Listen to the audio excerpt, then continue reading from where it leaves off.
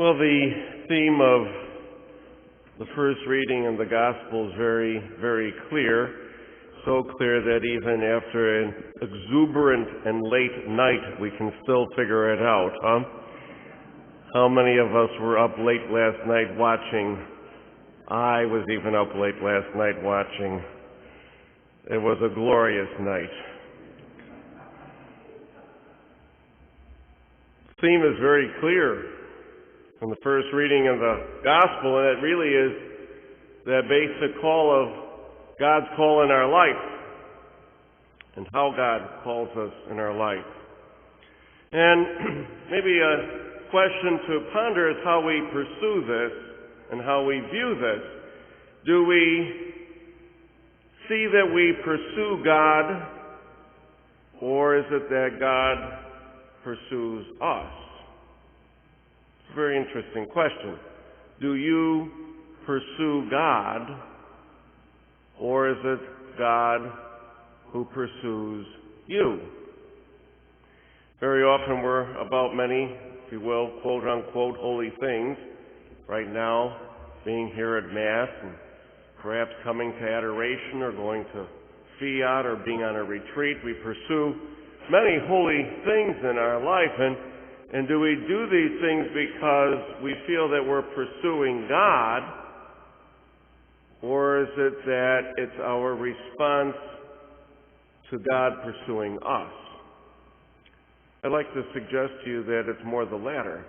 I think very often we think we spend our lives searching for God, but I really believe Christianity is more about God's pursuit of us and our response to that pursuit from the Lord. First reading, we hear the very familiar story, Samuel, a disciple of Eli's, sleeping in the temple. Not during one of my homilies, though. It was nighttime, and he was sleeping in the temple. Very ordinary for him to do that.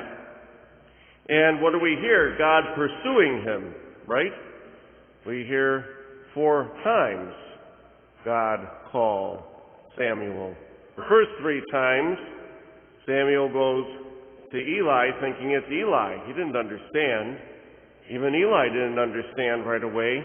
It was the 3rd time Eli said, I think something else is going on here. Next time you hear this voice call you, say, "Speak, Lord, your servant is listening." God was pursuing Samuel. And in the Gospel we hear the same. Of course, John identifies Jesus as the Son of God, but we hear 2 disciples immediately follow, and unusual response when Jesus kind of says, what are you 2 doing? Where do you stay? That pursuit of Jesus in their life invited them. And then what did Andrew do? He was kind of like Eli, wasn't he? He went out to go and get his brother. And Jesus pursued Simon Peter, ultimately to become the first pope, the first leader of the church. Calling and conversion to God within that call really takes place in the ordinary.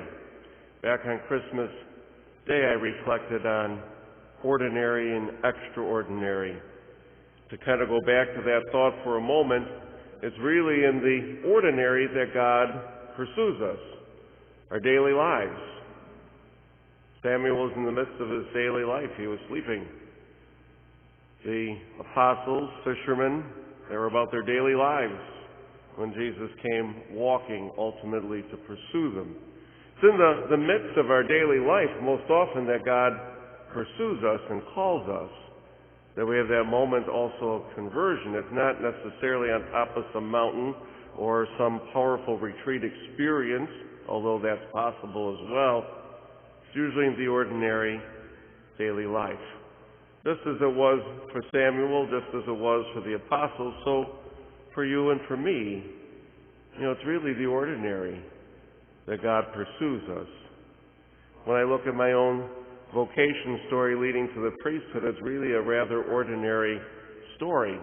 As I shared on Christmas Day, repeat today, I've lived a very ordinary life You know, I lived in an ordinary house in Black Rock, also known as the Hood today, you know. I had very loving and kind and faithful but very ordinary parents. And we did very ordinary things in our family. We were ordinary people. When I really look at my vocation story, there were very ordinary people who were in my life that were very much the Eli for me, that were very much the Andrew for me, who was that agent, that mouthpiece, that voice of God in my life. Mr. Bobrovsky, a man who probably never would have thought his name would have been mentioned in a homily, an immigrant from Poland, hard-working family man, daily mass goer at Assumption Church. Now I know with the Lord for many, many years. But I know when I was in college, first year of college, I think the Lord was really pursuing me. He was the first in the sacristy one day at Assumption before Sunday Mass. He said, "So, when are you finally going to enter the seminary?" I was at Canisius studying accounting. I did not really think about entering the seminary in the front of my mind, although it was in the back of my mind. A couple weeks later, Mr. Golumbek, Eugene Golumbek, lived a few doors away from us. Another immigrant from Poland, an ordinary man, a good man. I am sure he is with the Lord. He died many years ago.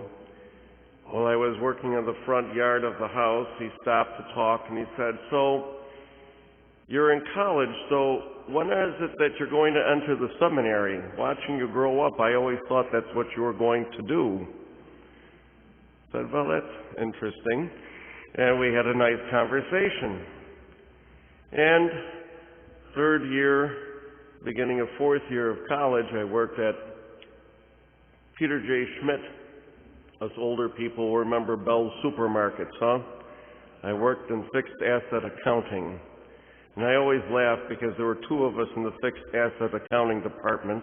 There was Leon Burnett and Leanne Bernick.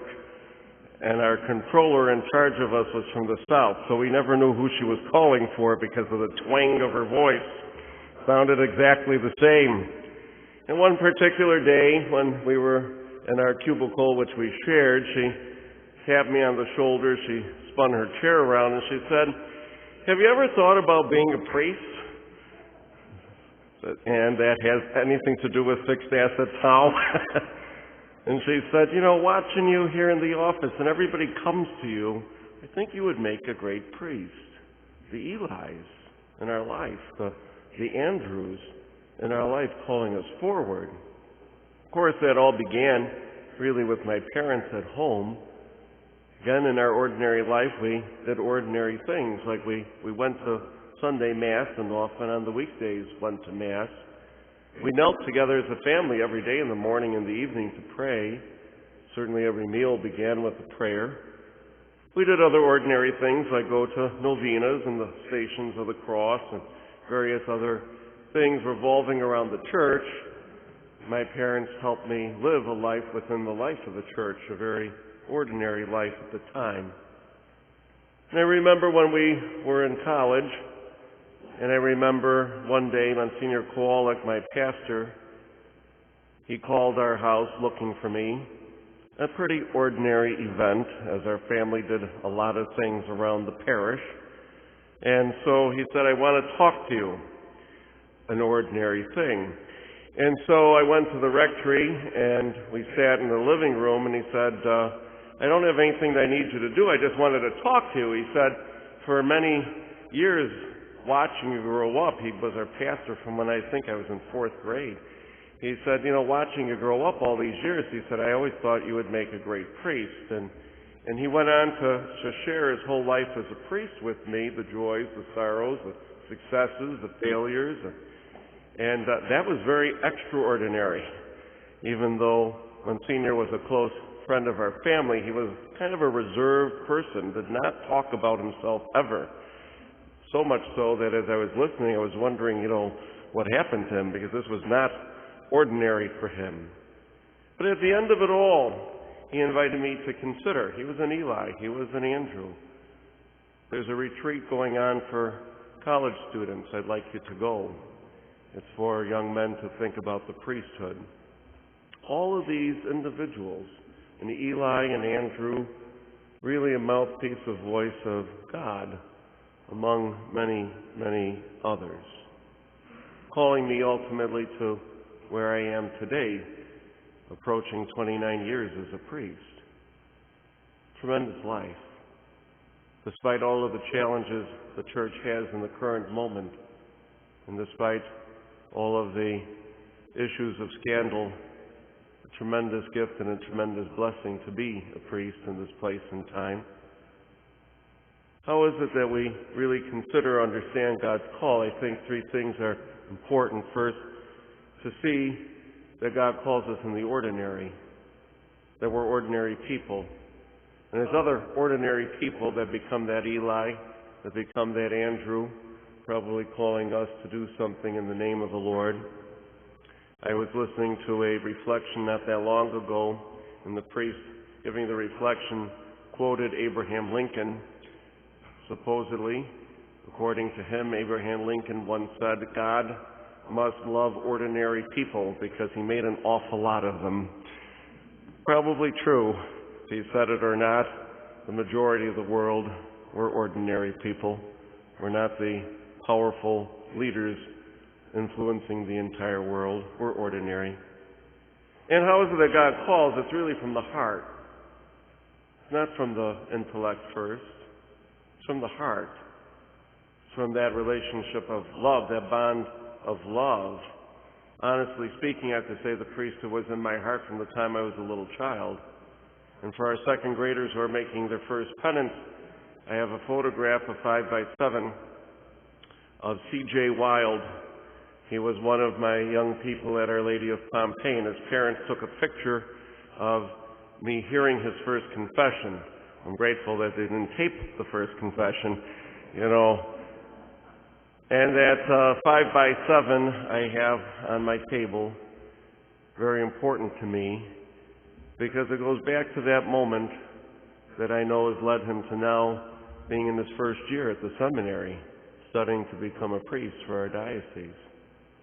Tremendous, tremendous gift from the whole gift of his life, thinking of the priesthood.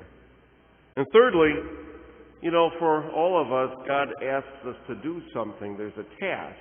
Speak, Lord, your servant is listening, implies, what is it that you want of me? Jesus called the apostles, many of them fishermen, I'm going to send you to become fishers of men. Well, for you and me, in the same thing. We're in this place and time, and God is asking something of us. Our country has sharp divisions. Our world is suffering a pandemic. The diocese has the issue of bankruptcy and scandal, and our parish continually needs more people to minister and to serve in our ministries. There's many needs, and we're here in this place and time. Maybe it's as a mom and dad to form your children in faith in a culture that isn't accepting it. Maybe it's to consider being a priest or a religious, or maybe it's to consider becoming a deacon. And maybe for our young adults and those in high school and college, especially our young adults, maybe it's to simply live a generous and chaste Catholic Christian life, to be a witness to God in the world today. Ultimately, a few questions to consider this week. Do you see that you are ordinary? Do you have in your heart what God might be asking of you? For many of us, it comes very young and we wrestle with it. Do you have in your heart what God is asking of you? Who are the Elis in your life helping you understand God's call or calling you forward? And what task is it that you believe the Lord is asking for you to accomplish for Him in your life?